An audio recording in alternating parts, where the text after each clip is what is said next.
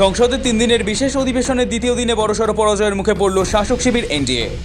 লোকসভা ও বিধানসভায় মহিলাদের জন্য 1/3 আসন সংরক্ষণ বৃদ্ধি করা এবং জনগণনা ছাড়াই আসন পুনর্বিন্যাস সংক্রান্ত বিলটি প্রয়োজনীয় সংখ্যাগরিষ্ঠতার অভাবে লোকসভায় খারিজ হয়ে গেল।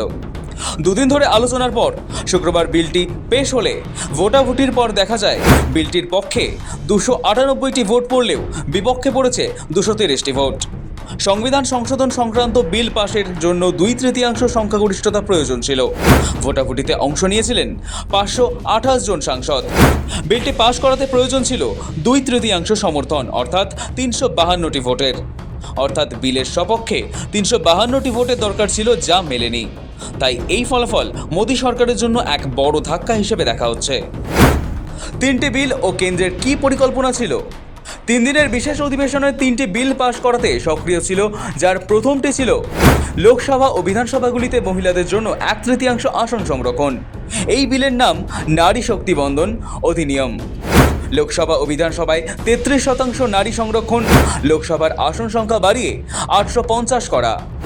দ্বিতীয়টি ছিল লোকসভার আসন পুনর্বিন্যাস বিল এবং তৃতীয়টি ছিল কেন্দ্রশাসিত অঞ্চল আইন সংশোধনী বিল। কেন্দ্রশাসিত অঞ্চলগুলিতে আসন বৃদ্ধি করা। বৃহস্পতিবারই সংসদে দাঁড়িয়ে মহিলা আসন সংরক্ষণ সংক্রান্ত সংশোধনী বিল পাশ করাতে নরমে গরমে সকলের সমর্থন চান প্রধানমন্ত্রী নরেন্দ্র মোদী। খানিকটা হুঁশিয়ারি সুরেই তিনি বলেন, এখন এই বিলের বিরোধিতা করলে তার মাসুল গুনতে হবে বহুদিন। महिलाओं को मिलने वाले इस अधिकार का जिसने विरोध किया है, जिसने विरोध किया है, देश की महिलाओं ने उन्हें माफ नहीं किया है। उनका हाल बुरे से बुरा किया है। जिन लोगों को इसमें राजनीति की बू आ रही है, मैं चाहूंगा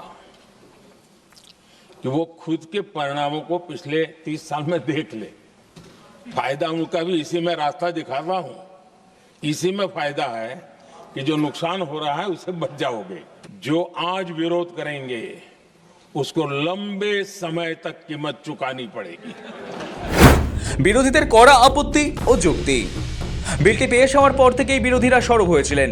তাদের মূল অভিযোগ ছিল 2023 সালের পাশ হওয়া মহিলা সংরক্ষণ বিলে স্পষ্ট বলা হয়েছিল যে নতুন জনগণনার পরেই আসন পুনর্বিন্যাস করা হবে এবং তার ভিত্তিতে সংরক্ষণ কার্যকর হবে। কিন্তু এখন মোদী সরকার জনগণনা পর্যন্ত অপেক্ষা না করে কেন তড়িঘড়ি আসন পুনর্বিন্যাস ও আসন সংখ্যা বাড়ানোর বিষয়টিকে এর সঙ্গে জুড়ে দিল? বিরোধী নেতাদের দাবি, লোকসভার আসন সংখ্যা 850 করার মতো বড় একটি বিষয়কে মহিলা সংরক্ষণের আড়ালে ঢুকিয়ে দিয়ে বিজেপি আসলে নিজেদের রাজনৈতিক স্বার্থসিদ্ধি করতে চাইছে। তাদের মতে এটি আসলে উত্তর ভারতের হিন্দি বলয়ের রাজ্যগুলিতে আসন বাড়িয়ে বিজেপির শক্তি সংহত করার একটি গোপন কৌশল। বিরোধীদের অভিযোগ ছিল মহিলা সংরক্ষণের মোড়কে ভারতের মোট মানচিত্র বদলে দেওয়ার চেষ্টা করছে মোদী সরকার। বিলটির বিরোধিতায় একজোট হয় বিরোধী শিবির। This is not a women's bill. This is nothing to do with the empowerment of women. This is an attempt to change the electoral map of India, using and hiding behind India's women. And actually it is a shameful act. You are telling the South Indian states, you are telling the northeastern states, you are telling small states in India that in order for the BJP to remain in power, we are going to take away representation from you. This is nothing short of an anti-national act. Because instead of giving them women's reservation, which is very easy to do, and every single opposition person will support it right now, bring that old bill back right now, and we will help you pass it for implementation from this second. Now, that is the women's bill. This is something else. This was a panic reaction because the Prime Minister at any cost needed to send 2 messages. Number 1, he needed to change the electoral map of India, and number 2, he needed to send a message again that he is pro-women. Why he is doing that, I will leave to your imagination.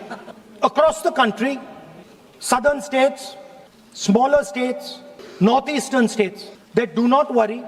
We are not going to allow them We are not going to allow them to attack the Union of India. You are equal participants. We risk creating a tyranny of the demographic majority, where a handful of large, poor states could theoretically determine the fate of the entire country, leaving smaller states and those with distinct linguistic and cultural identities and economic contributions feeling like bystanders in their own country. Conversely, states with high population growth but lower economic productivity could gain outsized political power without corresponding fiscal responsibility. What happens, sir, to cooperative federalism? You have proposed delimitation with such haste, the same haste that you showed on demonetization. And unfortunately, we all know what damage that did to the country. Delimitation, sir, will turn out to be political demonetization. Don't do it, sir. Reservation चाहिए अर्जुन जी, आज ही ले आइए, हम लोग राजी है।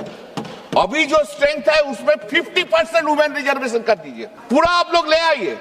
रात 12 बजे तक हम लोग बैठे रहेंगे इधर। उसको लिए डिलिमिटेशन का जरूरत नहीं है, उसके लिए डिलिमिटेशन का जरूरत नहीं है। नौटंकी बंद कीजिए, बहुत नौटंकी हो गया, करना चाहिए, एक दिन में हो जाएगा। 544 50% women reservation, we will all pass the bill today.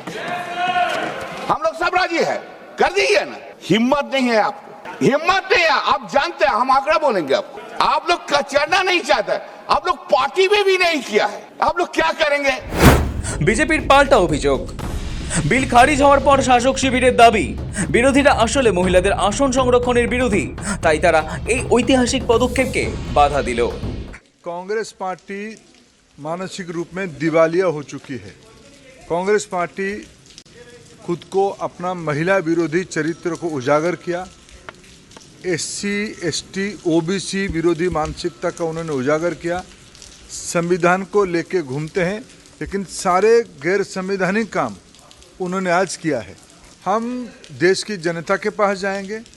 Congress party की जो महिला विरोधी आचरण है, एससी एसटी विरोधी आचरण है, ओबीसीयों को गुमराह करने की उनकी जो नाकाम कोशिश है, और देश को विभाजित करने के लिए नॉर्थ साउथ इस प्रकार की जो ये लोग कहते हैं हम भारत जोड़ो करते हैं, इनकी जो भारत तोड़ो टुकड़े टुकड़े करने की इनकी जो कोशिश है, इसके ऊपर एनडीए देश में एक जनजागरण पे जाएगी।